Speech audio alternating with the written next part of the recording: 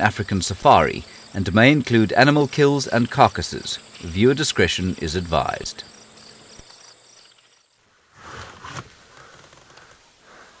We are watching the mist in the valley below us, and it's a beautiful chilly morning, and this is Safari Live. Ready.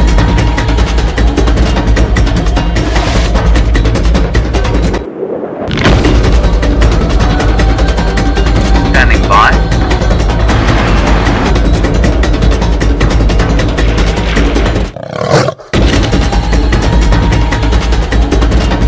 Five, four, three, two, one. You are live. You are live.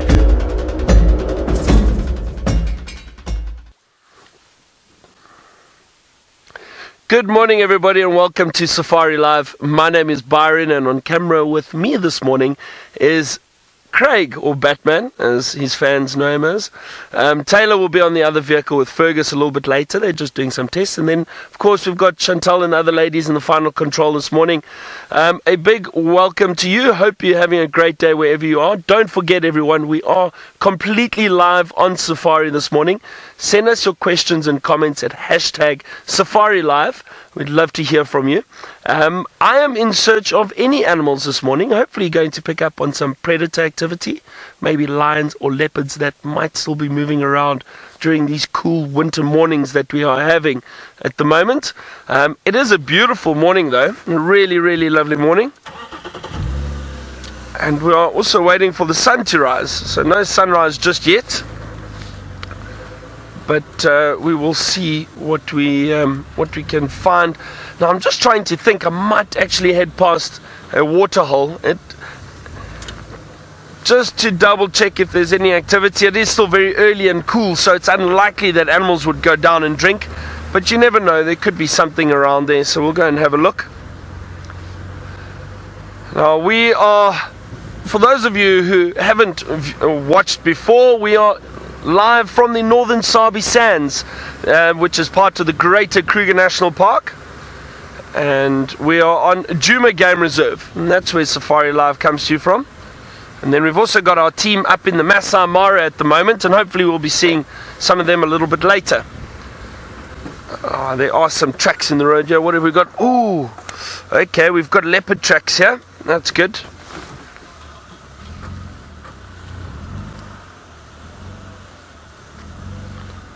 Now I need to check carefully where these leopard tracks go. They look fairly fresh from last night or this morning, but they're going this way, opposite direction to where we are. So let's have a look. Didn't see any when we turned down this road, but so let's have a good look around here.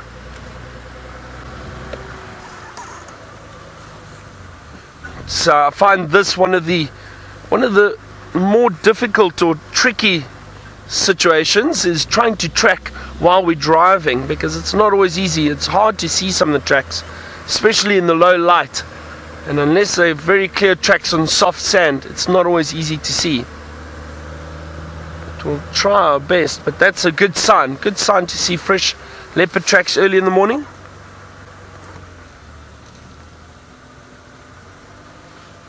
That's interesting. I don't see any others at the moment.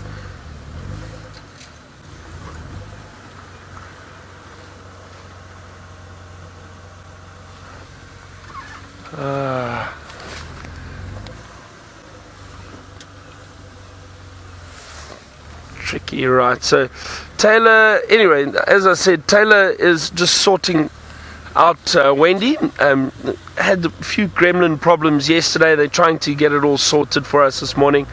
So you stuck with me for a little while, which is hopefully okay, and some of you aren't complaining too much. Don't know. But we're going to see what we can find for you. And I'm just trying to have a look carefully where these leopard tracks have gone, but I don't see any. Not going down here. I wonder, often what leopards do is they may use the road from time to time because it's a very easy pathway. That's all it is to them. So there's not a lot of foliage or anything obviously on the roads. Easier to get from one area to another. But often what they do is they'll walk along a road and then they cut off, and they may scent mark against a tree or have a look in an area if they maybe heard something just off the road and then come back down again. So that's what I'm hoping has happened in this situation, but I don't see any leopard tracks along here. So I'm just going to drive up and turn around and go back that way again, just to double check.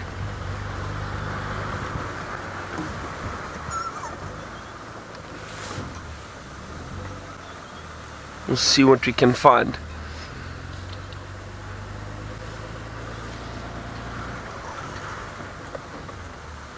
We had, yesterday we had amazing elephant sightings. We had a few elephant herds around, a small group and then a larger group a little bit later. Oh, there's a little steenbok. Can you see it there, Craig? Just moving through the long grass.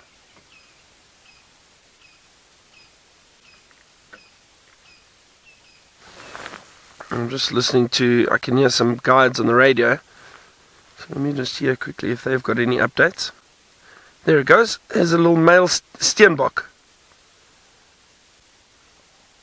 Beautiful little antelope.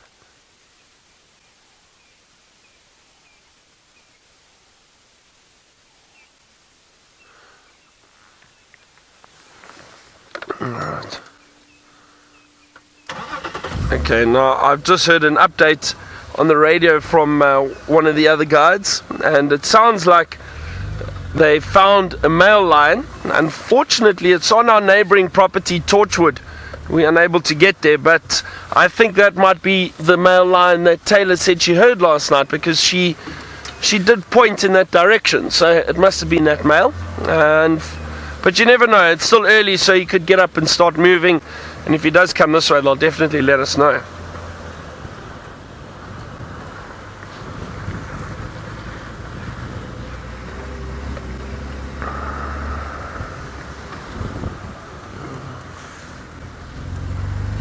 I wonder where these leopard tracks have gone now. I don't see them at all.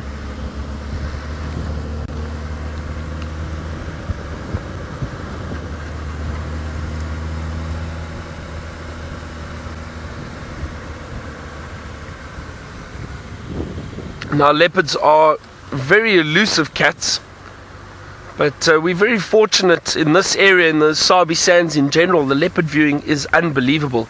Probably the best leopard viewing, I think, in Africa. Some people might argue with me a little bit on that, but the leopard density is very high, which helps a lot. And also from all the guides working in the area and being patient and tracking and following these animals, they have become somewhat habituated to the vehicles, which is very, very good for us, and that allows us to give you these wonderful sightings of leopards.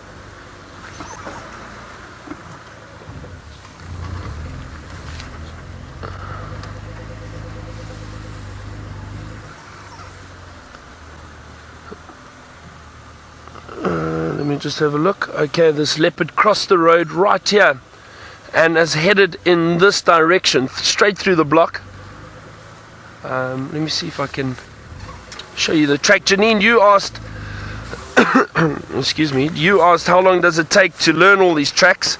Well, Janine, it does take quite some time. I think I don't know, I think it takes maybe 6 months to a year to kind of learn to start identifying the tracks, maybe even shorter if you trying to learn daily and constantly and you're seeing the tracks and you've got the books, maybe a bit quicker than that. But just identifying the track is different to actually following and finding an animal. So that's another section of tracking that is very important. So you've got the identification part and then the following and trying to find the animal. Now, but like I said, some of the tracks, just depending on the substrate, so the soil or whatever it is that they've stood on, can also determine how easy it is to identify the track. So sometimes it can be a lot harder than other times. Now, there's actually this leopard track just off to the side. I wonder if you can see it there, Craig. A little bit this way. Is that it? A little bit further. A little bit further. There we go. That's it there. See those leopard tracks? Just heading off through the bush. Okay, but that's alright. But straight through this block at the moment. Now, I wonder, I think what we'll do is let's drive around and we'll do a big loop around, check this area and see if this leopard doesn't come out on the other side. Looks like tracks of a female leopard. Slightly smaller track compared to a male. Male is much bigger, especially the back pad. Much larger than a female.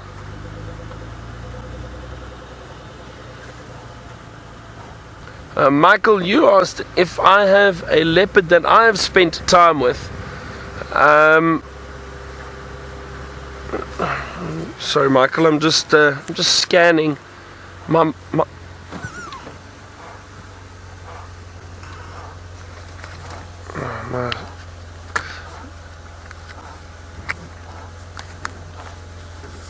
I think I've turned the windscreen wipers on. That's what's making a noise.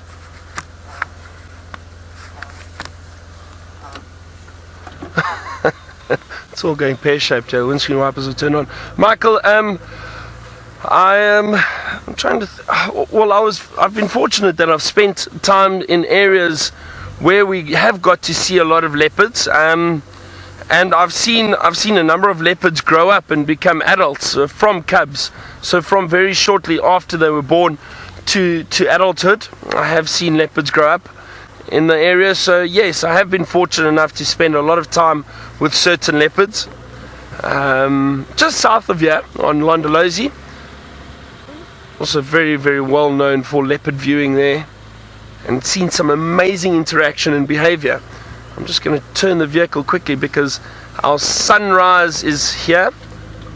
So have a look at this. I love these winter sunrises with the mist in the valley.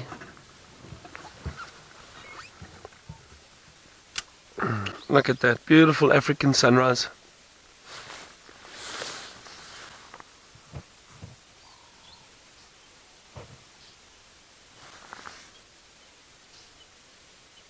I'm also just trying to listen out. Excuse me. I'm trying to listen out for any alarm calls, just in case this leopard that we are trying to find now is close by. Maybe some other animals will give us a hint as to where it is. And look at that beautiful African sunrise this morning. I do think winter we have beautiful sunrises and sunsets, amazing sunrises and sunsets because of the dust in the air.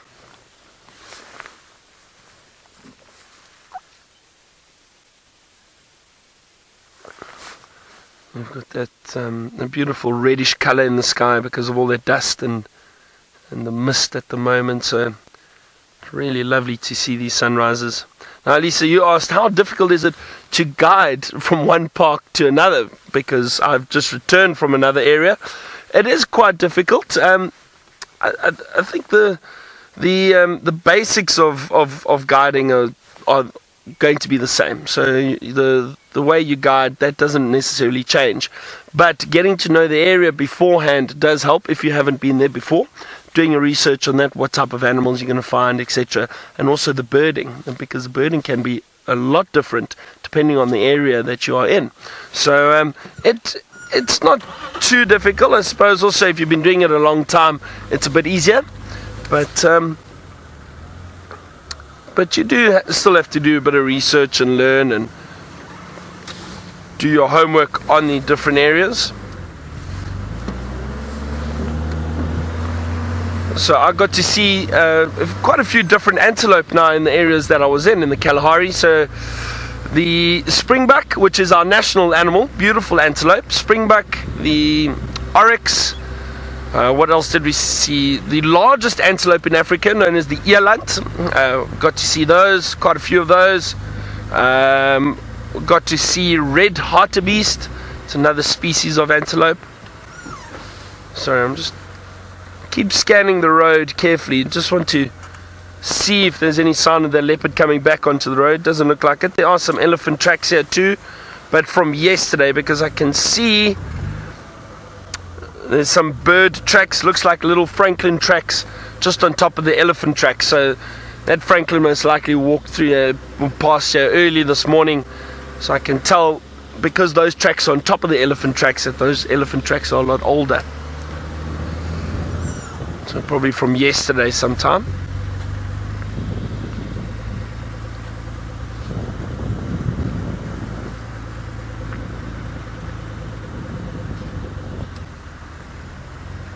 Lauren from Illinois, you say we should try the hyena den. That's a good idea. Actually, that's a very good idea, Lauren. I think there are no tracks coming out along this road, so I'm just going to double check up ahead and turn around. We're not too far from the hyena den, so it's a great idea to go and have a look and see if there's any activity, especially with the sunrise now. Maybe there's some hyenas that have come out to warm up in the morning sun. So we will go and have a look there.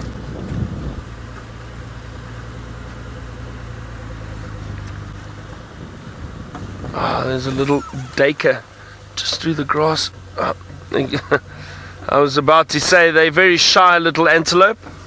You see it just run off there. They'll stand for a moment, and as soon as you turn and look at them, and often when you point at them, they run. There was a little daker. Another one of the small antelope we have in this area.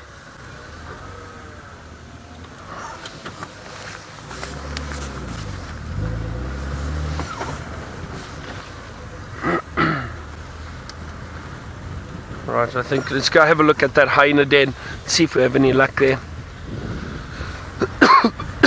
Excuse me.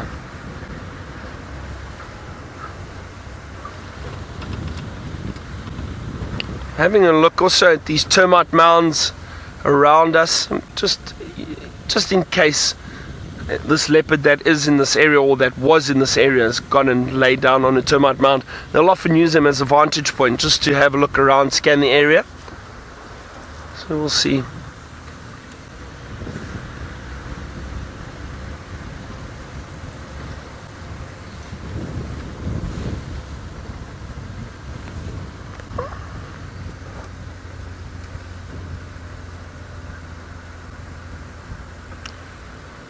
Lulu, interesting question. You wanted to know, can the sunrise help us find out what or when the animals are going to be active, much in the same way that sailors use the sunrise to tell what kind of day it's going to be?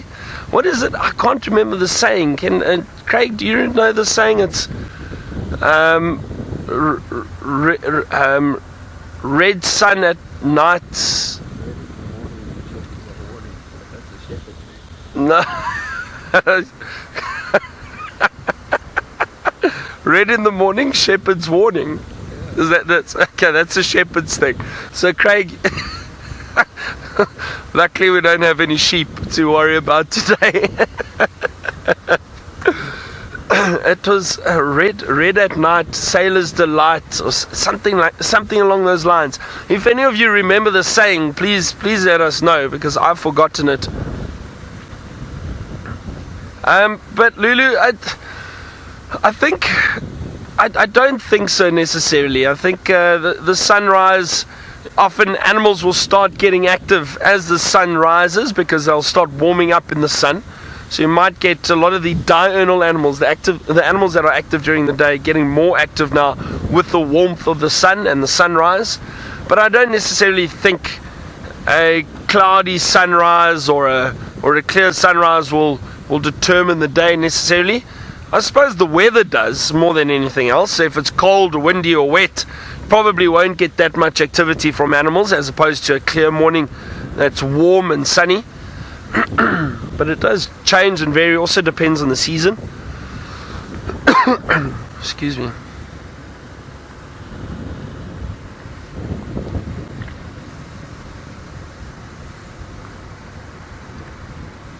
Thank you very much. Red sky at night, sailor's delight. Red sky in the morning, sailor's warning. That's it. Thank you very much.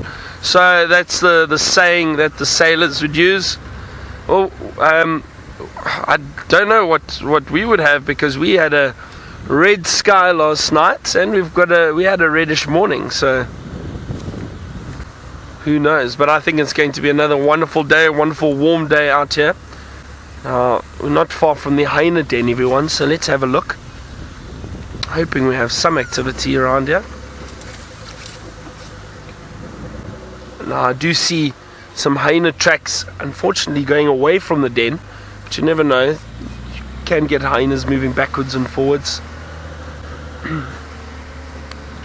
Now, I haven't seen this den active for a while. Last time I was here, we kept checking and it wasn't active, but apparently it is active again, which is good.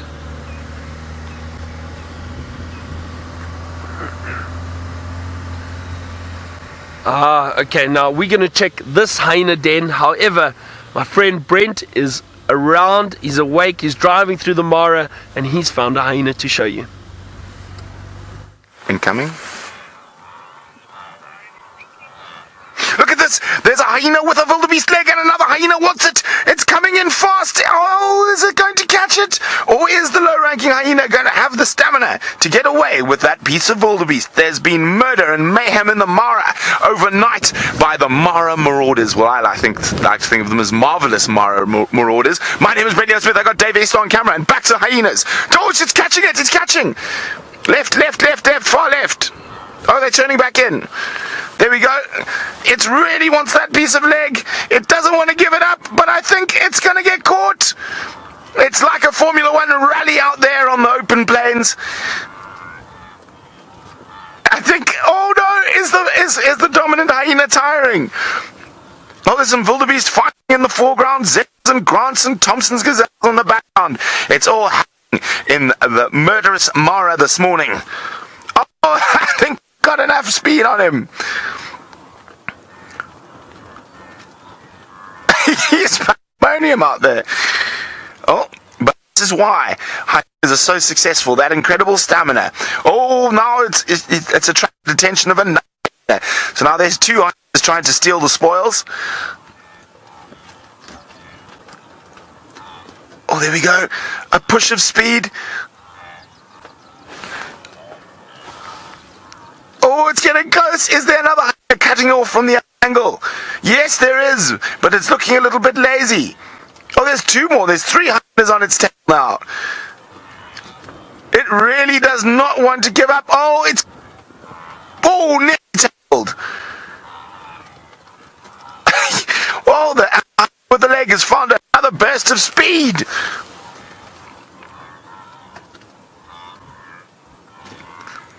This is incredible. You'll see there are the game drive vehicles. Oh, where's he gone? Has he done loop-de-loop? I've lost sight of him. I think he's gone into a bit of a dip.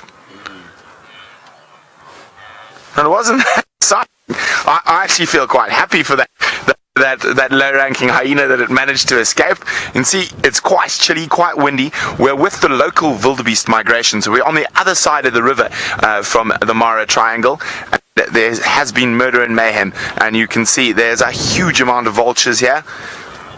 No sign of lions, so I think this is probably just a hyena kill. So let's have a look. We've got white-backed vultures there, and where there's... Well, I saw a rupel somewhere. Let me just have a quick look. Carefully. Oh, behind us. Well, we'll get back to that. We've got some jackals and other hyena up ahead.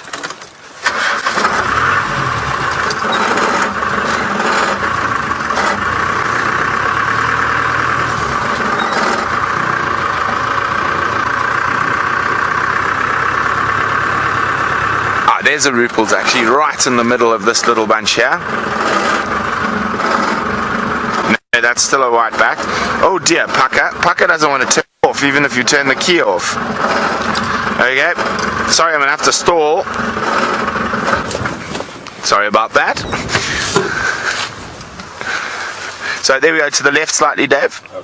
Oh, that one running there. You can see how much lighter it is, and you see the yellow on the bill. That is a Ruppel's griffin, the highest flying bird. Well, there's hyenas running again to the right. Is it coming in to chase the vultures? Has it seen vultures eating something it wants? With a belly like that, you think there's very little more that hyena could fill in.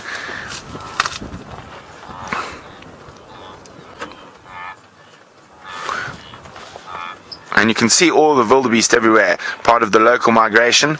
So these are the wildebeest that move between the National Reserve and the conservancies.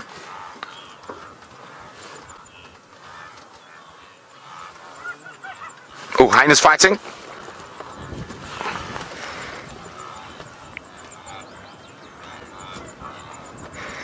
Ooh, very similar ranked by judging by that interaction. That no stepping down, but definitely fighting back.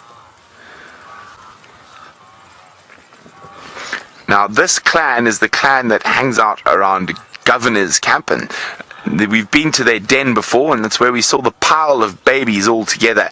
Now, I'm guessing this clan is probably between 60 and 80 strong.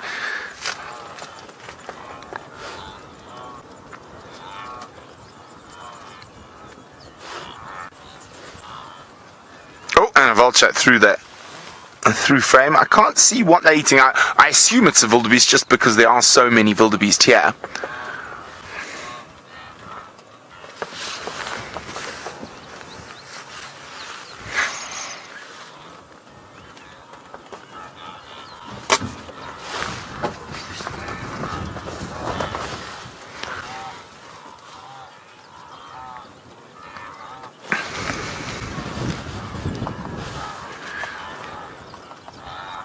You can hear that.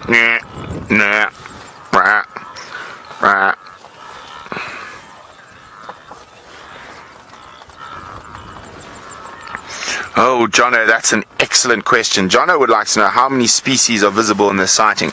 Well, there we go. We've got some gnu's. To the right, please, Dave. You see that white is in the distance. Can you zoom there? Or a little bit to the left as well. There we go. So we got zebra, topi. So we're on 3 species. And of course hyena and jackal. And we're on 4. And just keep going. Oh, stop. And is that Grant's gazelle, right on the edge of the tree line. And there's, if we keep going to the right, I think there's some tommies. I saw tommies while those hyenas were chasing. There's topi. So what are we on now? 5 species. Wildebeest, zebra, hyena, jackal, topi, Grant, 6. And I'm quite surprised I can't see a buffalo or an elephant just yet. And of course we're only counting the mammalian species so far. Oh, look at the jack. Oh, there's so many places to look. I don't know where to look. I think, look at the jackal. I think he's going to have a fight with the vultures there. It's a black-backed jackal.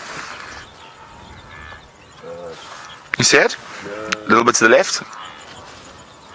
Bit more. There. Center frame. No, look at that vulture. That white-backed vulture's tired in the foreground. Jackal just looking for any scraps. A vulture will feel nothing about attacking a jackal if there is food to be fought over.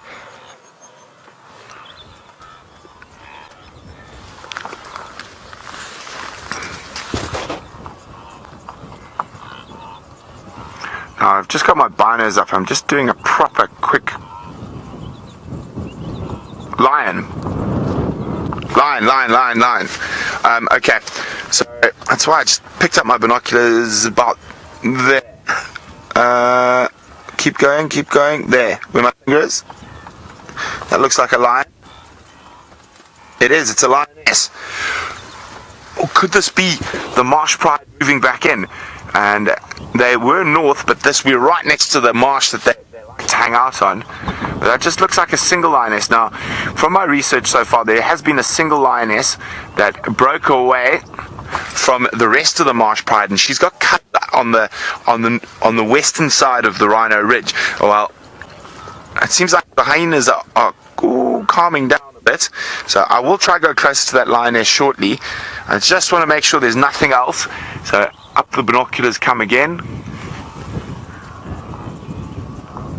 and ostriches, Thompson's gazelles, turkeys, impala. So what are we on now? Well, let me just try to do this again.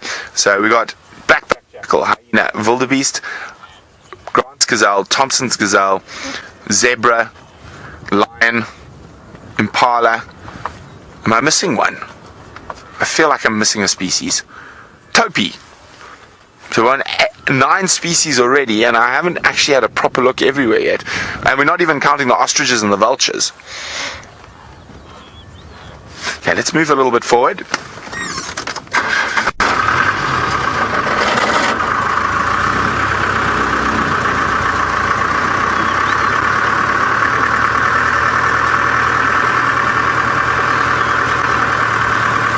Let's try and see what these hyenas are feeding on. As I said, I'm pretty sure it's a wildebeest.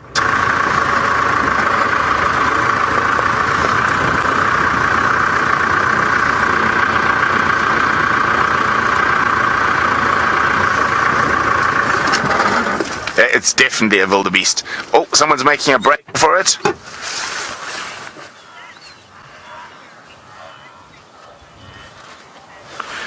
Sandy says, if I was a hyena, I would chase off the vultures. Well, Sandy, those hyenas are not even going, I mean, the vultures not even going near the hyenas. They're just waiting off to the side for the hyenas to finish.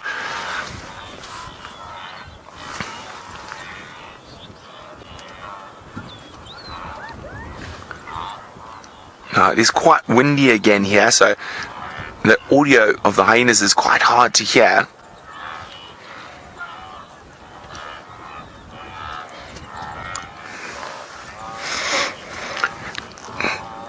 Hi, Jeffrey in Texas. Jeffrey would like to know, are the hyenas in the Mara larger than those in South Africa? Actually, the opposite, Jeffrey. They're smaller, but what they lack in size, they make up for in sheer force of numbers. Well, it looks like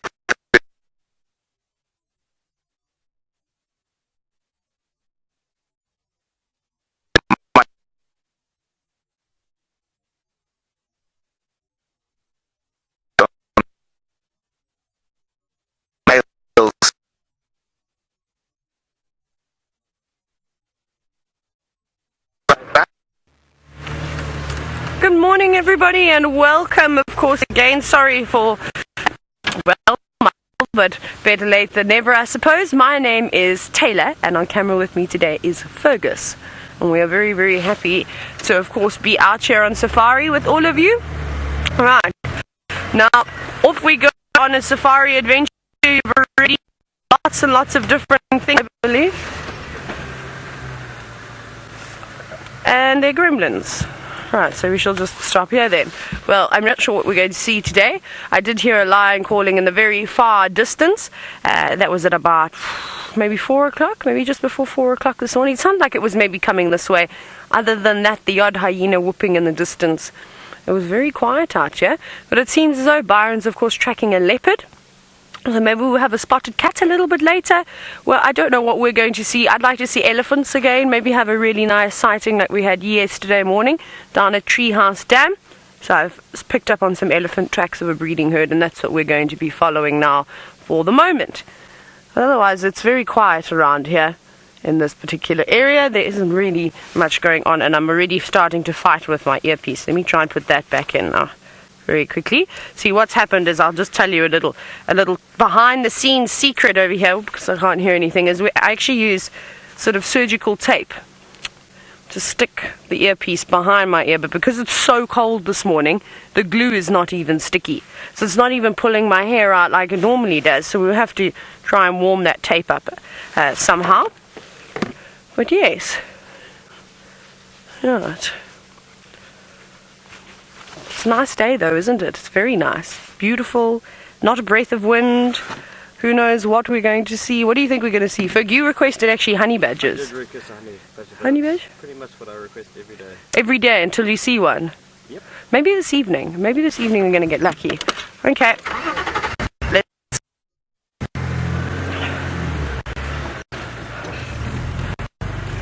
Right, I'm going to send you across to Byron, and hopefully he'll give you an update on his message.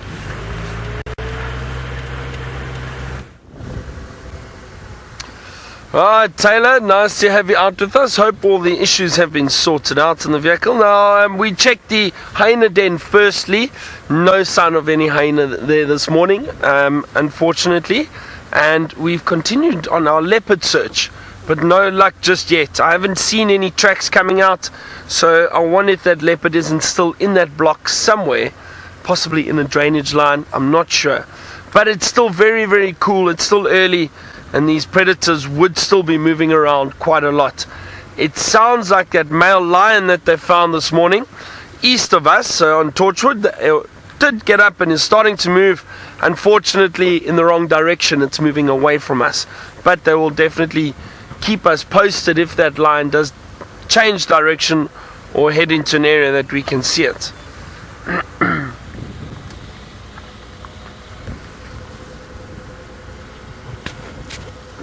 It sounds like Brent's having an amazing morning in the Mara already.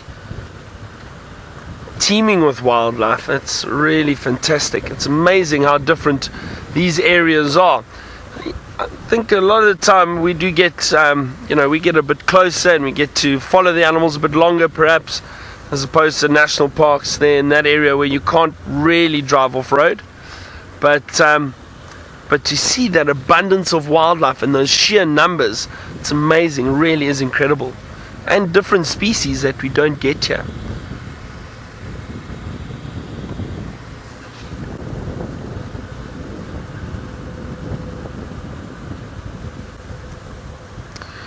Chris Rogue, you say you heard Tingana last night, that big male leopard, territorial male leopard who was in the area yesterday.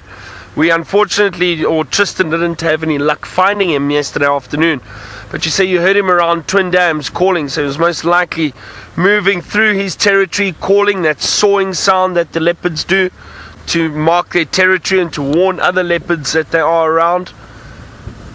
So that's interesting. Chris Rogue, I wonder which direction he was going. Now we know that male leopard can cover a huge distance. It's got a very big territory. I wonder which way he was going. So that makes sense if you say you think you heard him around Twin Dams Road, because he'd come through, he was around, was it, what's that pan called, Craig? Help me out. Not Twin Dams, the other one where Tingana was yesterday. Treehouse Dam. Don't worry, I'll get it eventually. Treehouse Dam, he was around there. So it makes sense if he did come through and then eventually head up along Twin Dams, maybe heading north and heading to that part of his territory.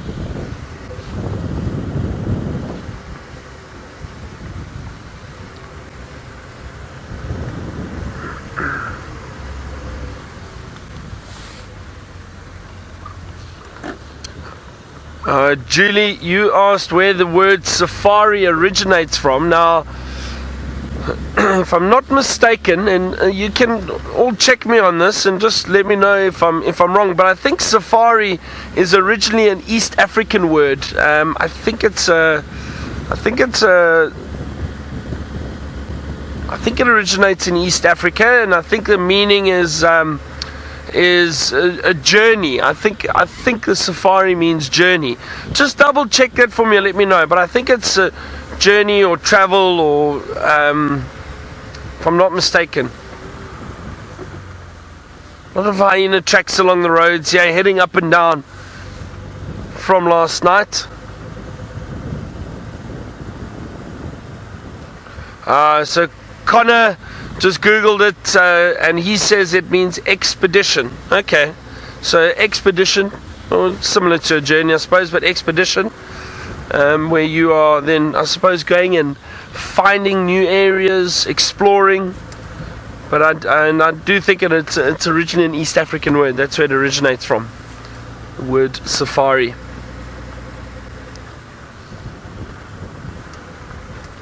Swahili, you see, it is East African. I was right. Yes. Always happy when I get something right. Does wonders for your credibility.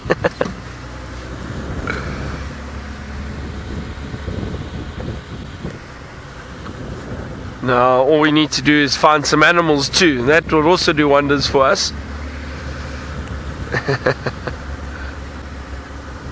Alright, now let's go across to Taylor, who hasn't found animals just yet, but she's found some signal.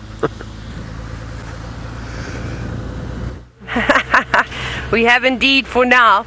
Right, so what we're doing is we're actually just up on Battalier Road, so we're heading towards the eastern corner of Vuyatela now. And the reason why I'm coming up here is because I don't know where Tingana's gone. Obviously we had him yesterday morning and he disappeared in the drainage line between, where was it, Shivamo and Treehouse Dam. And there was just absolutely no sign of him coming out. So I don't know if he somehow snuck between my car and Rex's car and ran across the road, and while we were still blinded by the dust and trying to find our way on the road, there's an elephant. Yay, that's awesome. We've been also looking for elephants. What I was going to say to you is that I was going to come and check Gwari Pan, because sometimes he does the sneak in. He walks through all the drainage systems and then he gets up there and he crosses into Torchwood without us even knowing. So I want and try and anticipate his movements, but we've now been distracted, which is me being normal, I suppose. Hello, little elephant. We've got a little elephant bull who's just feeding. Oh, Daniel, who is 13 years old, you were wanting me to find you an elephant. Well, here we go, Daniel. Just one, though, and it's a young bull. I reckon we'll see which direction he's feeding in, and I think he'd be tailing a breeding herd. He looks a little bit young. He's not a particularly big boy. He's definitely not in his 20s just yet. I think he's slightly younger than that. So maybe he hasn't been completely kicked out of the breeding herd. I think he's just sort of just hanging around the edge. And this is the favorite spot at the moment for the elephants. We've actually, I think I'm a bit silly to say this, but not guaranteed an elephant sighting. But when we're driving around Central at the moment, just because of all the drainage systems, all the lovely lush food, the grass, if you dig underneath the trees, you can pick up some really nice green bits, which is what the elephants will want. They want to eat as much grass as they can before it goes. And they have to resort to feeding on everything else. That's what he's doing at the moment, just trying to pick the sweet bits and feast on them. And there's also an abundance of water. The water table seems to be quite good here on Djuma, and particularly in the drainage systems, it's really, really nice. So, as you all know, we talk about this often, but for those of you who have just started watching for the first time, big welcome again to all of you, and you can ask questions. So hashtag Safari Live on Twitter, or if you just want to post a screenshot, you're welcome to do that too. So they like the clean water, the elephants.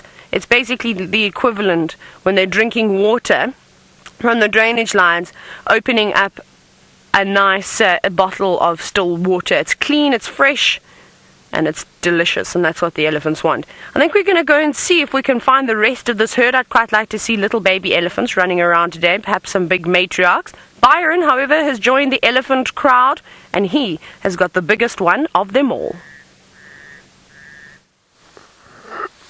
I have indeed, Taylor, so we both just found elephants at the same time. I smelt this one before I saw him, though, and you can see he is in serious must. You see that sweating from the temporal gland. Beautiful bull elephant. Not the biggest, one of the biggest that we've seen around here. He's still a magnificent elephant, and he is quite big, but he does look fairly young still, I think. Probably, it's always difficult to gauge the age of these animals, but I would say he's probably close to around 30, maybe somewhere around there, but he's in serious must. You can also see that moisture between his back legs. They drip from the penis, and it's a strong, pungent smell. A lot of people do think that they do get somewhat temperamental when they are in must, but this male seems very relaxed with us being around so far. He hasn't shown any signs of any aggression.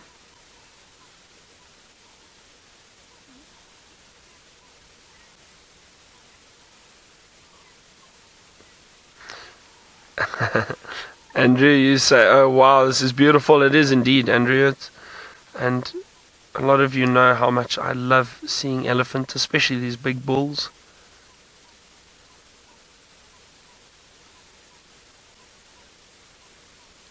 Such a nice sighting, and there's beautiful light on him now too, this morning sunlight.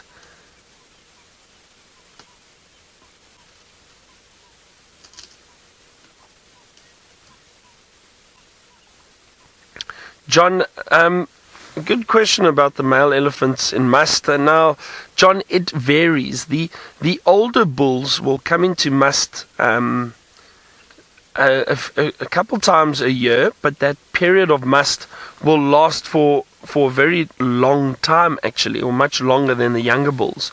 The younger bulls will come into must every so often, but if there are any big dominant bulls around, they suppress that must that comes into the younger males. So they'll suppress it and it disappears again for a while, and each period of must that the younger bulls go into will be much shorter.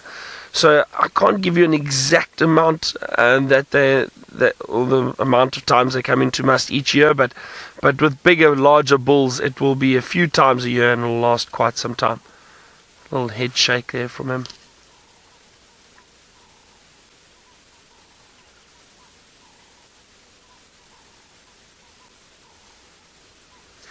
Lulu, so that liquid that's seeping from the temporal gland, it's basically hormones and testosterone that gets secreted from those temporal glands. The gland secretes a liquid, and that's all that is that comes out. I don't know exactly what it is, what it consists of, but it's obviously got a lot of the hormones and the testosterone, and that gland secretes a lot of that liquid. Very much similar, I think, to what gets secreted from between the legs, from the penis. Well, this obviously slightly different from the gland itself, but a very pungent smelling liquid, and you can smell it immediately. And like I said, we smelt it before we saw this elephant. Even Craig smelt it.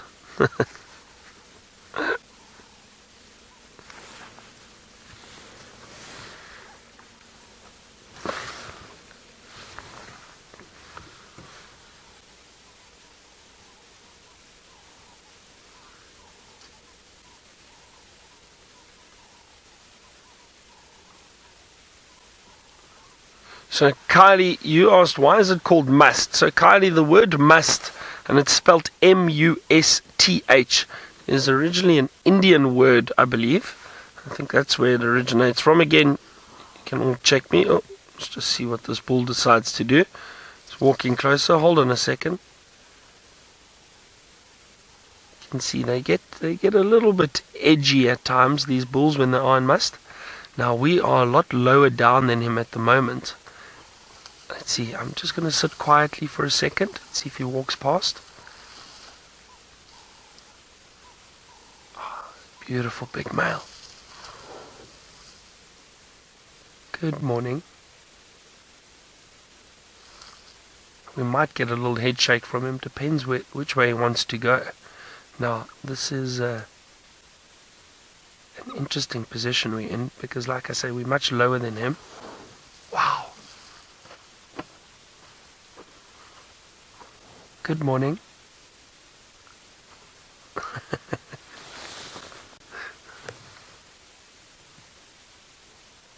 So you can see we're actually quite close to him now too. There he goes.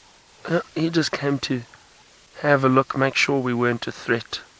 And again, keeping your voice calm, quiet, not starting the vehicle, making too much noise. They usually relax then a little bit. You can see he just wanted to have a look at us and see if we were a threat in big bull. Just having a look.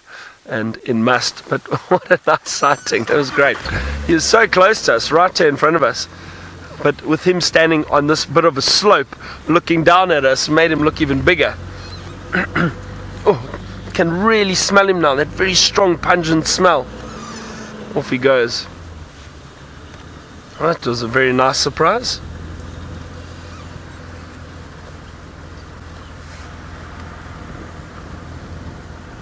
Some zebra tracks around here too. Be nice to see some zebra.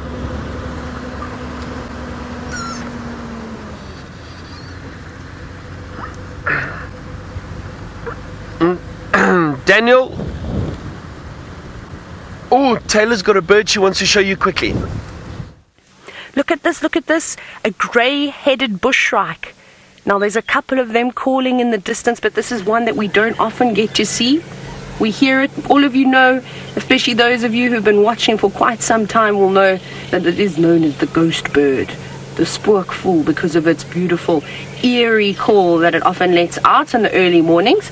And there's a couple of them. This is probably the first morning I've had where the most common sound has actually been the grey-headed bush shrikes. Now I know it's quite difficult to see it because of that branch that's, well, positioned in the perfect spot, but there we go. You can see its bright yellow eye and its dark grey head with a little bit of yellow underneath its throat too. They really and truly are gorgeous birds. Now we've had to stop a little bit away because they're so skittish. Let's see if we go forward. We might get it again. I think it's actually hopped out into a more open area. Let's see. I'm going to try and roll though. I just hope that I have enough momentum to roll and get into the perfect position. He's just in here.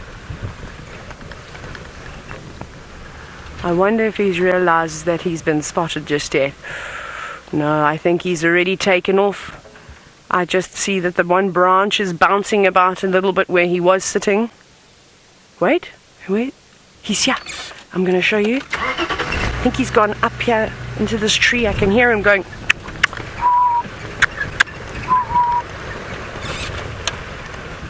Let's just check. There he is. Do you see where he's hopping? In there. There we go, you on him? Zoom straight in. There, he's jumping around. Let's see if he's going to come out. Listen very carefully too to this beautiful call that he's starting to make. We'll watch and see where he jumps out. Oh, he stopped. Hey, you can see just see the leaves bouncing around. Come on, show yourself. There we go, up to the right, up to the left, sorry. He just hopped. I can see him, if we zoom out just a little bit, because I can see him. I'm just trying to find his bright.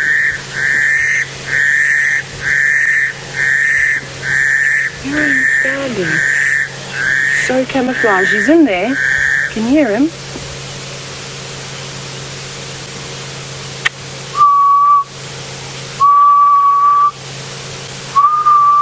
That's me. There he is.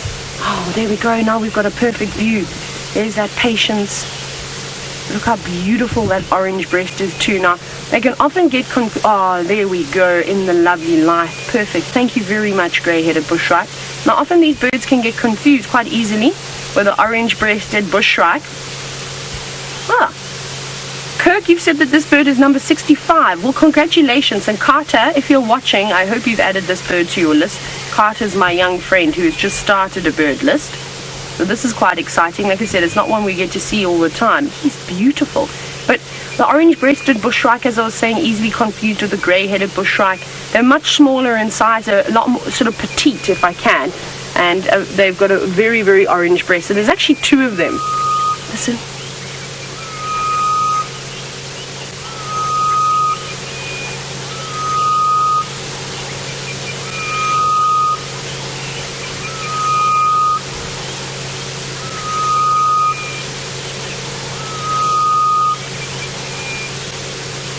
How great was that?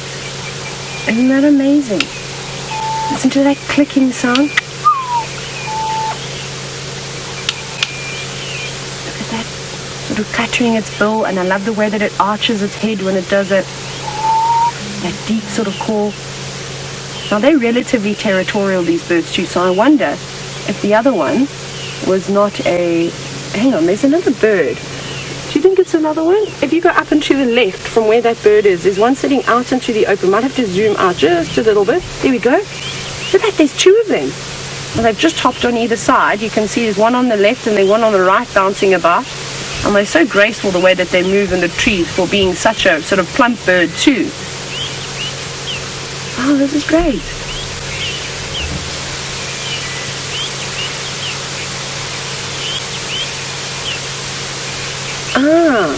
Now John, you were wondering if this is one of the birds I was talking about when I was talking about the rare mammals in this area. I think so. No, you know what, that isn't. I was speaking about the gorgeous bushwhack, and I'll show you a picture while you watch, because I think it's too gorgeous to take our eyes off something like this. This is not a very common sighting. I mean, I've sat and waited very patiently, not just in Zambia or the Eastern Cape, but in the Lowveld to this particular area, waiting for these birds to come out. Now, here's an opportunity to get some screenshots. Here's a clear, unobstructed view of a grey-headed bushwhack in the gorgeous morning light. So take some screenshots, hashtag Safari Live, and let us see them. Now, the other one is just a little bit to the left, just hiding. It's still there. It hasn't flown off yet. You go down a little bit, just at the bottom of your screen. There we go. You can just see it there, and it's just moving, but it's probably going to fly off and into the distance. So I'm going to just look for the other bushwhacks. The bushwhacks are amazing birds, and they remind me of the nicoters, which an eastern nicoter is a bird that I've spoken about in Zambia, which is almost the equivalent. They just sing their beautiful fluty tune. It's just hopped up a little bit higher, but you don't often get to see them. So while you watch it, let's see to concentrate. Bushwhacks, 392. I've stolen Tristan's books today. Byron's got my books in Rusty, so I'm using a different bird book that I don't normally do. Right, let's check. Okay. Well, how great is that? I bet I didn't wake up thinking I was going to see this bird.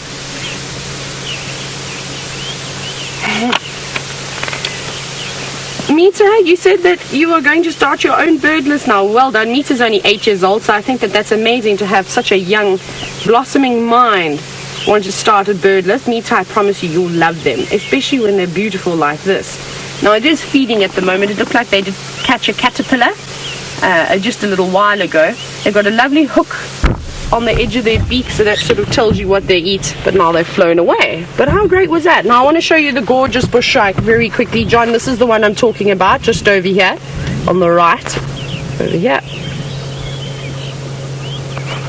And if you come in a little bit closer, you'll see that it's got a bright red throat. Look how gorgeous that is. And you can see why they're called gorgeous bush shrikes. The coloration is just outstanding. And then you can sort of see the difference here. You've got the orange-breasted bush shrike on top, which we were talking about just a moment ago. Slightly smaller in size than the grey-headed bush shrike. Actually, much smaller. In fact, they're saying here, I'm just reading as we're going, it's hard to try and remember the sizes of every single bird. So an orange-breasted bush shrike is only at 19 centimeters. So almost 2/3 of your ruler, whereas the grey-headed bush shrike is 26 centimeters, so almost the entire length of a ruler, just short a couple of centimeters. So much different, in case you get a little bit confused. And the gorgeous bush shrike is also just slightly smaller, not quite as robust, as prominent big head, and that lacks the yellow eye that of course the grey-headed bush shrike has. I haven't seen too many olive bush shrikes up here. They were very prevalent down in the Eastern Cape. We were very lucky in the Eastern Cape. We got the olive bush shrike, grey-headed, as well as the orange-breasted. So we used to see all of them. But how great is that? Very nice. Thanks, Ferg. That's wonderful, but I'll close this book up now. Wasn't that great? I thought that was a wonderful sighting. That's probably the best grey-headed bush shrike sighting I've ever had in my entire life. So I look forward to seeing some of those screenshots a little bit later. Now, I have heard some breaking of branches in this vicinity, so it must mean that the breeding herd is moving through. We're going to try and have a look now, but I'm going to send you back across to Byron to see if he's got his grey giant, or perhaps his grey giant has left him.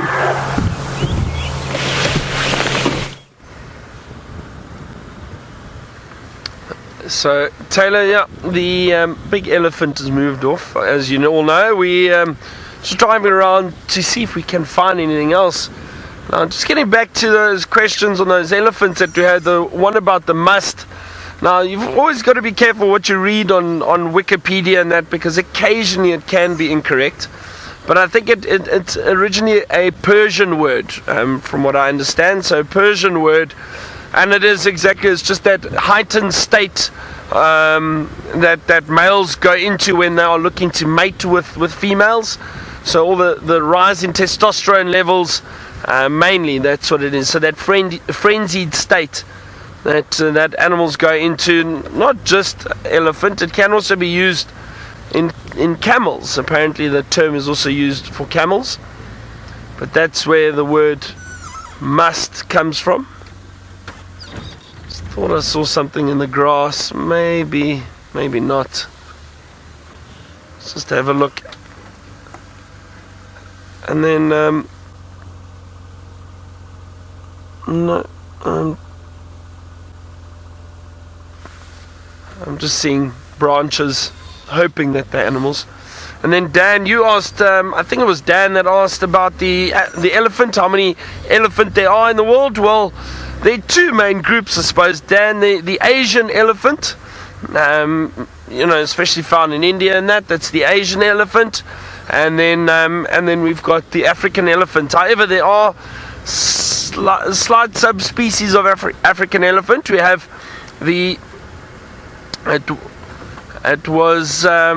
we've got forest elephants, Daniel, found in Central Africa, in the jungles. The jungle elephant, forest elephants. They're slightly smaller in stature, and they've got these long, straight tusks. I've never seen them, but I do know they exist. I've never been into those areas, not yet, at least.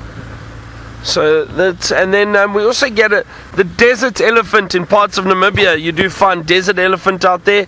I think again it's based on distribution and where they are found, but generally it's African elephant and the Indian elephant or Asian elephant. Some parrots that just flew off there. See if they sit for us. They are beautiful. Always nice to see them.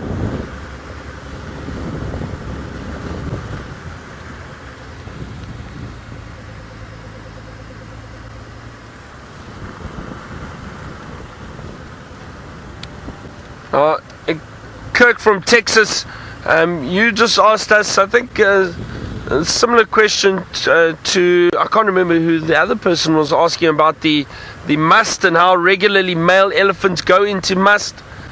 Well, Kirk, it's hard to say. It depends on the age of the elephant, how big they are, how dominant they are. Some of the big, large males will go into must fairly regularly, but those periods of must will extend for a long time, as opposed to younger bulls who go into must for very short periods of time, so not nearly as long. But now, speaking of elephant, Taylor has managed to find a herd of them.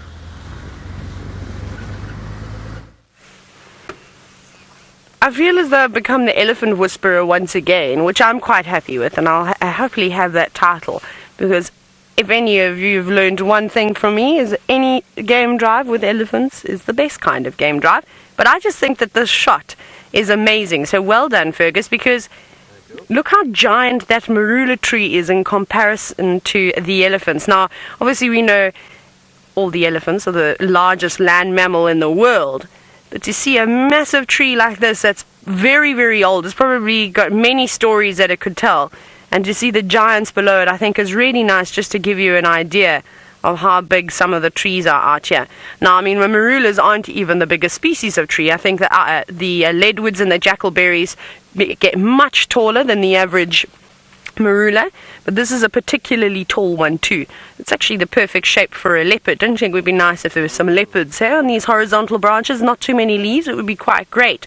So this is my new tree that I'd like to see a leopard in.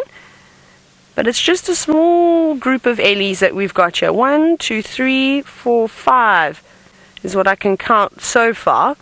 And it was, I don't know if you remember, as I'd sent you across, to Byron, right at the end, you may have heard the bellows of an animal. It was an elephant. It sounded like a youngster throwing a tantrum that mom was not allowing it to suckle, something along those lines. So we came racing back. So I think that they're on their way to the rest of the breeding herd, because I had some relatively fresh tracks, and they were going westish, northwestish.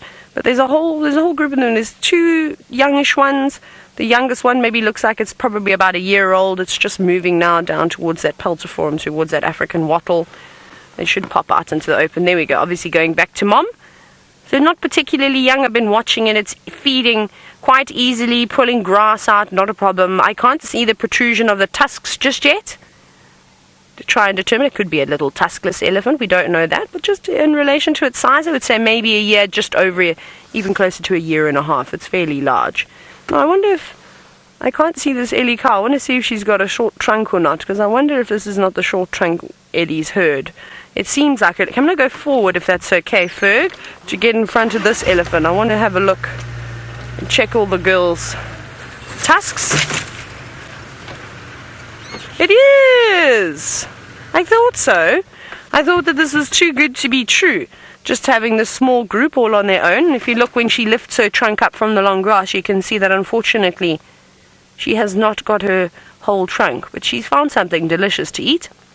And it doesn't seem to be bothering her too much. Let's see if I'm correct. I thought I just saw it. Yes. Does it look... Is she missing it? Yes, she is, isn't she? Yeah, she's just missing it up. I think this is her, but maybe you can help me out. Hashtag Safari Live if you can confirm. I remember we've seen this Ellie cow for a long time. That tusk on the left with that notch in it, that's very easy to see. So maybe this Ellie and her small family group, which is very similar to short trunks, of course, has been following that big breeding herd of elephants around that we've seen over the last few days. The one that we had drinking down at Treehouse Dam. It is typical in this particular area for elephants and buffalo to start sort of grouping up and more than one family moving into an area together and feeding. So they could just be tailing behind the rest. I don't think we're actually far behind the rest of the Ellie herd. I think we're just in an awkward spot now where they're in the middle of two roads and it's quite a dense, thick block. So we don't really have any opportunities to go in. And of course, I don't like to off-road for elephants. We like to just watch them where we can maneuver around fairly easily. All the Weltherias, James's favourite plant. I bet you miss James and miss hearing about all the Weltherias, don't you? Chantal, has anybody said anything about this being short trunks herd, giving us any confirmation?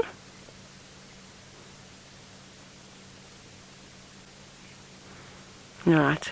So nothing coming through just yet. I'm sure it is, though. There are a couple of elephants out here, though. This is not the first elephant I've seen, very sadly, with damage to its trunk, most likely due to a snare, a basic sort of trap that the locals will sometimes use to catch antelope. Now, unfortunately, an elephant is very curious, or even a lion and a wild dog, and they often get snares on their trunks or on their necks if it's a smaller animal.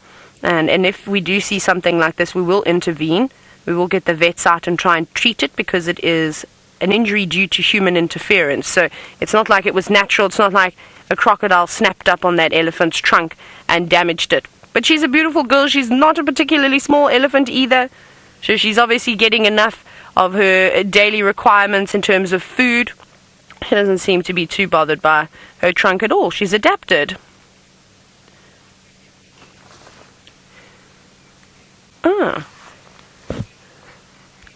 Excuse me. Now, David from Napa, you're wondering if an African elephant could be born with small ears, like an Asian elephant.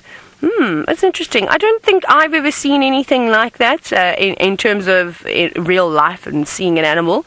I can't remember ever recalling seeing any images or a documentary perhaps on an elephant that has, I would suppose you'd have to say it's a deformity because African elephants have got large ears. So I haven't seen something like that. You know what, David, I wouldn't rule it out as impossible. I think you can indeed have something like that happen, though it would not be ideal for that elephant. These elephants out here really do rely on their ears quite a bit. And of course, the main function of those massive big ears, what helps them is to help cool their entire bodies down. And also, the fly swatters that they're being used as too is pretty amazing. I mean, I wish I sometimes had big ears like that because I swish my ponytail around as a horse or an elephant would do with its tail, and it's not nearly as effective. But if you watch an elephant, they bring their ears right down and it covers their eyes, their tusks, and any of the insects which would be gathering around, maybe around the mouth region or around the eyes where there is a bit of moisture, even on those temporal glands, it sort of will swat those flies away quite easy. No, thank you, Michael. Michael, you've said that you think it is the short trunk Ellie. I think so too. And I must remember that the left tusk has a little notch out of it, and that's just because she favors that tusk and she's using it more often. And I've actually seen elephants, or if you watch them, and I'm sure all of you have seen it too if you have been following for quite some time, but that notch is actually very helpful. I watched an elephant the other day was feeding on vines, and obviously when you pull a vine it just keeps coming and coming. It's sort of like a magician pulling those, what are those things, that handkerchief out of his sleeve, and it never ends. And that little notch was actually catching the little nodes on the vine and then cutting it in half. It was really amazing. So just pulling out sort of trunkfuls enough that an elephant could then put it in its mouth, chew it and swallow it. So I thought that was quite nice. So I think in terms of pulling branches, those notches are very handy. But we find that they might even be quite sharp in there because it's quite a deep groove that has formed. And that's, again, it's just happened over time, and the same movements being performed all the time. And it might even help her with her disability, obviously not having an entire trunk anymore. But she's fairly happy, like we said. She doesn't seem too stressed. There's I've seen elephants that have a lot worse sort of damage than what she has, and I often tell the story, a very sad story about the elephant cow that's seen in the southern sands, who's got quite a bit more of her trunk taken off. And I always get so sad because you can hear the way that she breathes is so terrible. And we've chatted about this quite some time, and I have seen plenty of elephants, very sadly, in the Lower Zambezi National Park with similar cases. But luckily our girl is fit and healthy. She's raising calves. She's doing just fine. Now I'm going to send you across now to Byron, who has got some little creatures warming up in the morning light.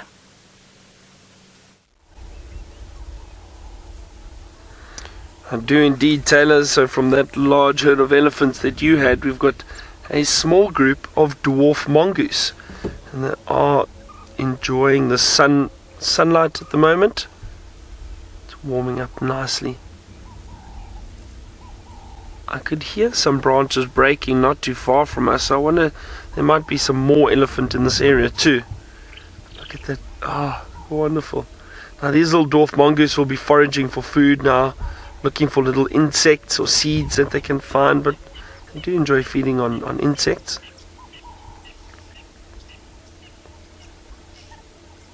One of my favorite little creatures out here, the dwarf mongoose. Very cute, very curious and inquisitive. And if you spend time with them, they really do relax quite quickly.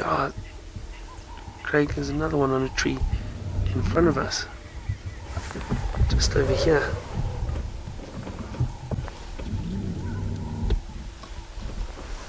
There we go. Another one that's climbed up. Have a look around for some food.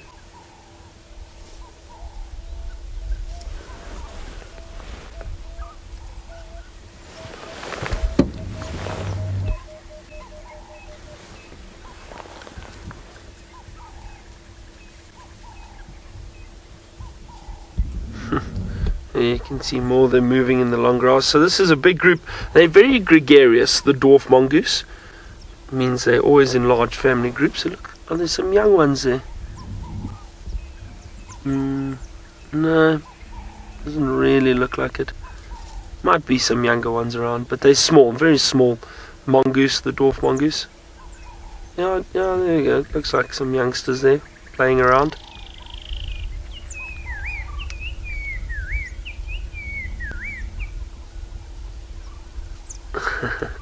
Wonderful to see. Very cute little mongoose. The other species that we get in the area that's very gregarious are the banded mongoose. Also large groups, sometimes 20 to 30 in a group or family. These dwarf mongoose too, also it's a little bit less than that, 10 to 20 or so. Depends on the area, but smaller groups. One of my favorite birds is busy calling at the moment. I wonder if you can hear it. Let's just listen out for it.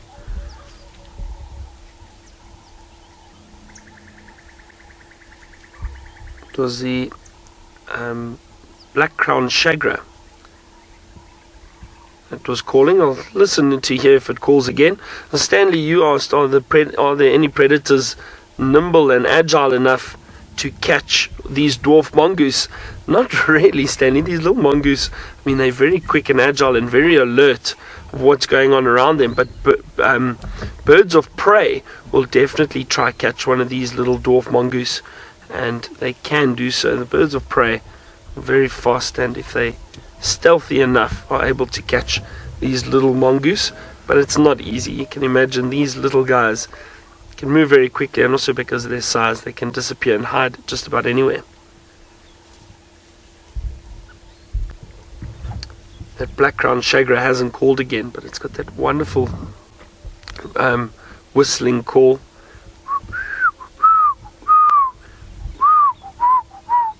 Something like that.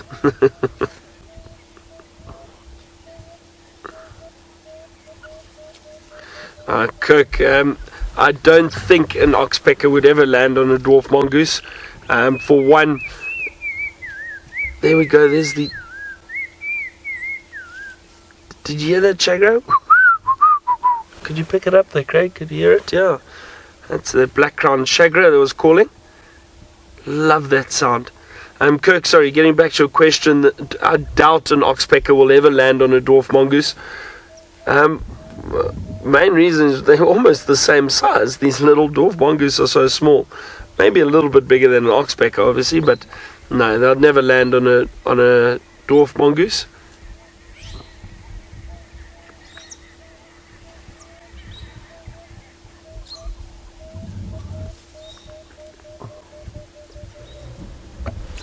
Nora, you asked how big or long are these mongoose? Now, they're about, how long would you say that is? Again, I'll show you, but let's see if I can find a weight for you too, Nora. You asked how heavy they are or how much they weigh. Let me just find the weights here. I would guess they can't be. But Nora, just to give you an idea, the length of a dwarf mongoose is about that long. So what's that, 20 centimeters or so? About 20, I would say, 15 to 20 centimeters. Not very long. And then they weigh, what I guess, a few hundred grams. Let's see, hold on. Total length, actually, total length, okay, so with the tail, it's actually a bit longer, Nora. They can get up to about 40 centimeters, but that's with the tail. So that's about that length for the full length of a mongoose, but the body is only about that long. The tail can be about 15 to 20 centimeters. So about that. But mass, 220 to 350 grams. That's all that they weigh. Very, very small, very tiny, light little creatures. So nice to see them warming up in the sun like this, much like I'm doing now. Now, Daniel, the largest mongoose species that we get in the area are the white-tailed mongoose, and that's the largest mongoose species in Africa, actually. And we do get them in the area, but they're mainly nocturnal, so we only see them at night. But that is the largest mongoose species. And then the mongoose, generally mongoose groups or families, the mongoose are not very large animals. They're small, I suppose small predators, you could call them, because they do hunt. Some of them will hunt snakes, or they'll catch insects and that, so they are predators. But they're not very big creatures in general, the mongoose. One of the largest, well, like I said, the other larger ones that we find during the day are the banded mongoose. They're a bit bigger, but the largest is the white-tailed mongoose, which we do see on Safari Live from time to time, but they are mainly nocturnal. But they do occur in this area.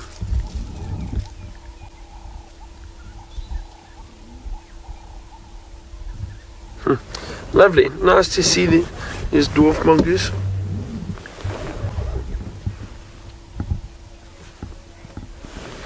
So Daniel, you just asked that question about what the mongoose eats, so I hope I've answered that for you. You were asking exactly what do they eat, but it varies, Daniel, with the species of mongoose.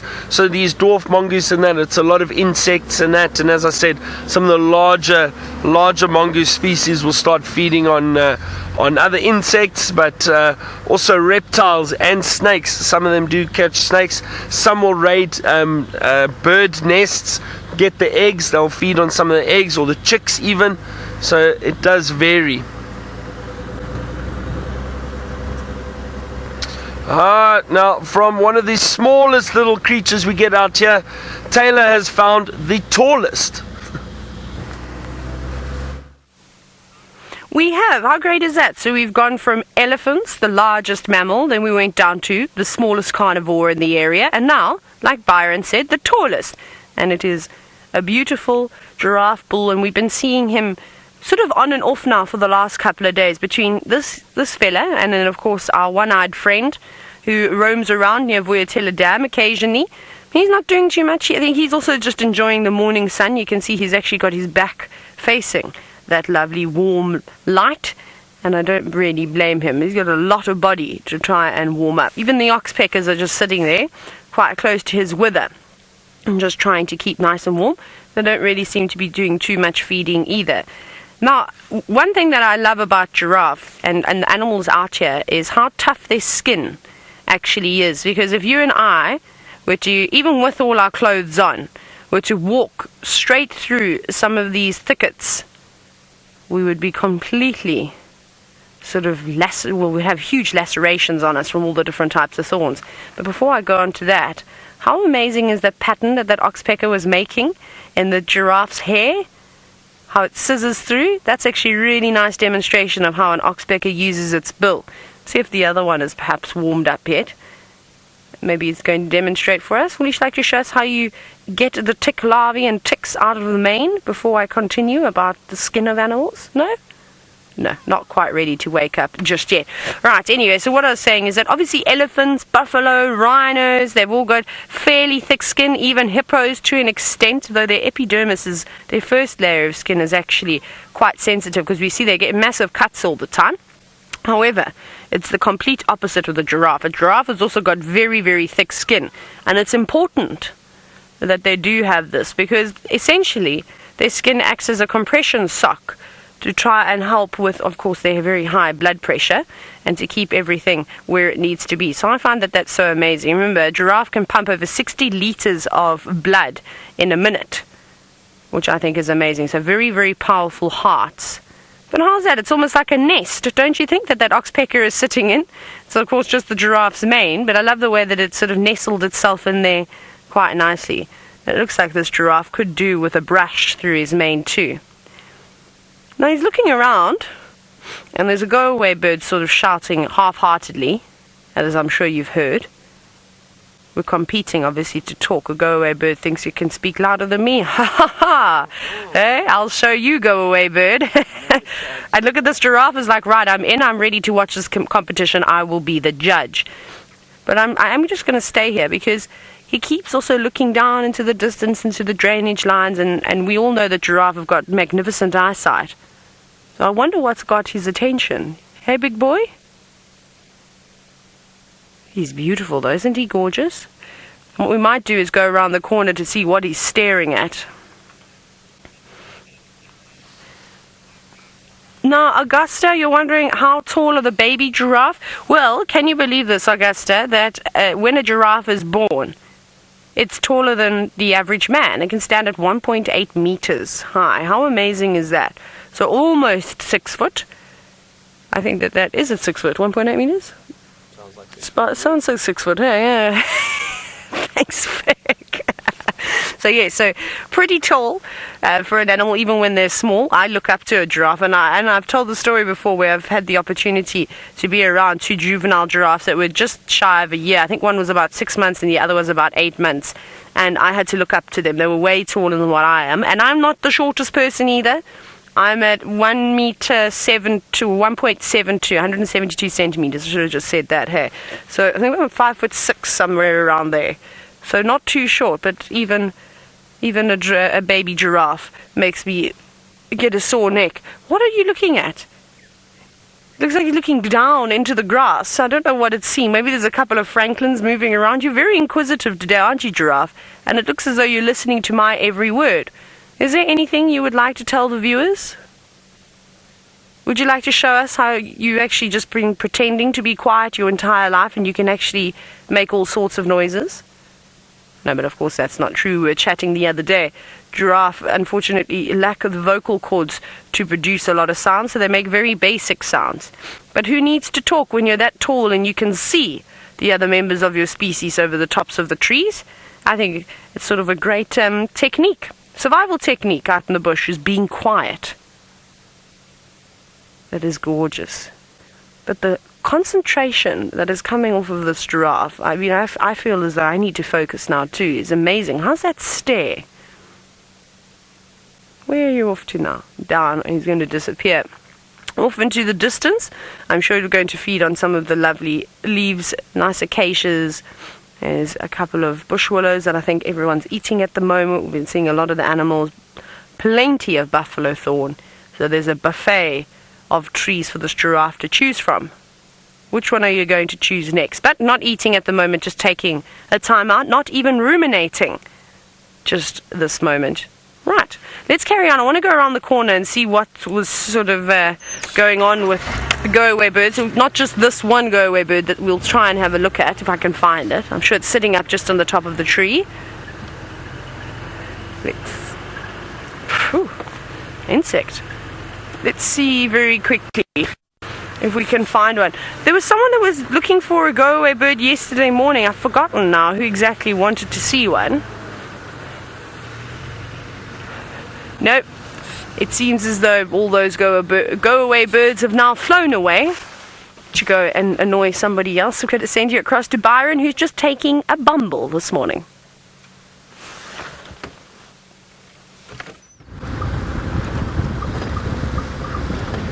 Well, I'm looking for animals, Taylor, at the moment, but I'm thinking what I'm going to do is head down towards Chitwa Dam. Maybe have a look at those clearings and see if there aren't some animals around there.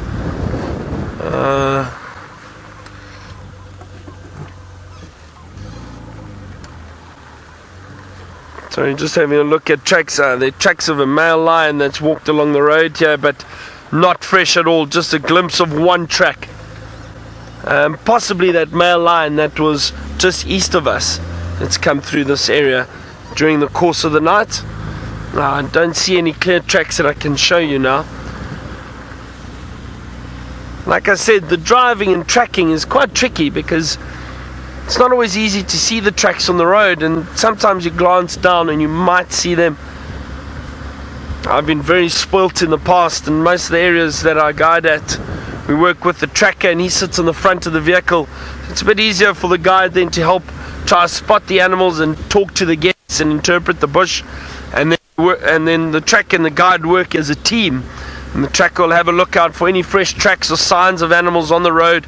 Also helps spot to look around. So it works really, really well, and it makes the guide's job a lot easier.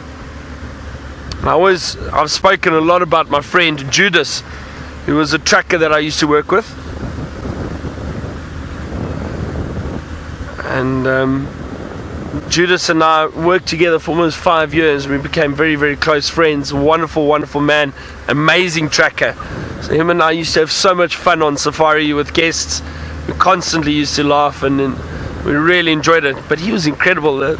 His ability to find animals and track them. I learned so much from him. Lulu, you said it would be nice to track some warthog. It would indeed. We'll try and have a look. Let's see if we can find some warthog for you, Lulu.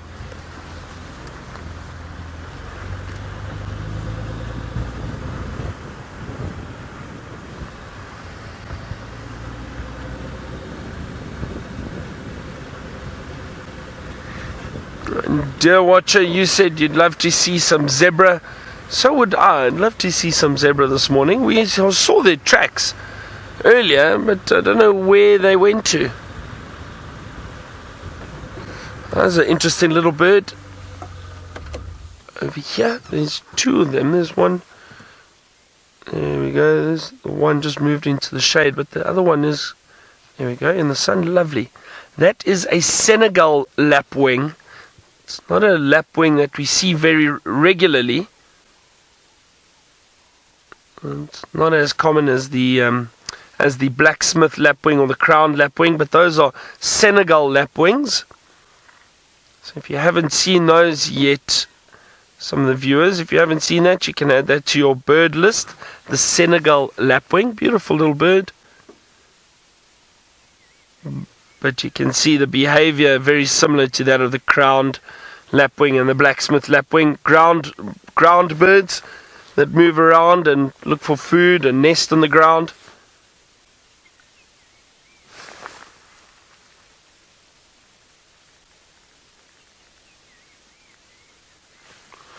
Oh, nice to see them. Shall we move on? We're getting closer to the clearings above Chitwa Dam, and then we'll see if there's anything around the dam. I wonder how much water's in there. I'm sure it's probably still quite full. Just judging by what Biffle's Hook Dam looked like yesterday, I was very pleased to see how much water there was still around there in the dam. A lot of black-crowned shagras calling. The black-crowned shagra is one of my favorite birds. Let me show you what it looks like quickly for those of you who haven't seen it, and then I'll play that call for you too, just so you know what it sounds like, because my whistling occasionally isn't that good.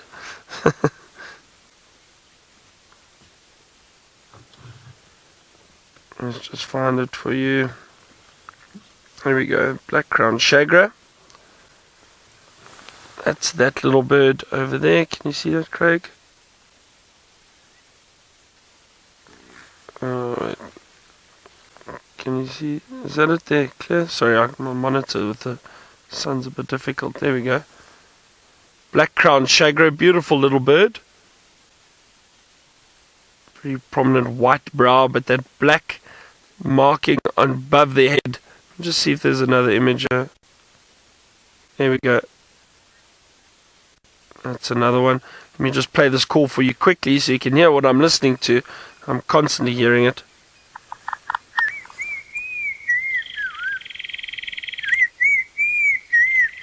Wonderful call. Anyway, that's the black-crowned shagra that I'm hearing. But speaking of all the birds that we're hearing, Brent has found something that's not a bird. Let's go and have a look.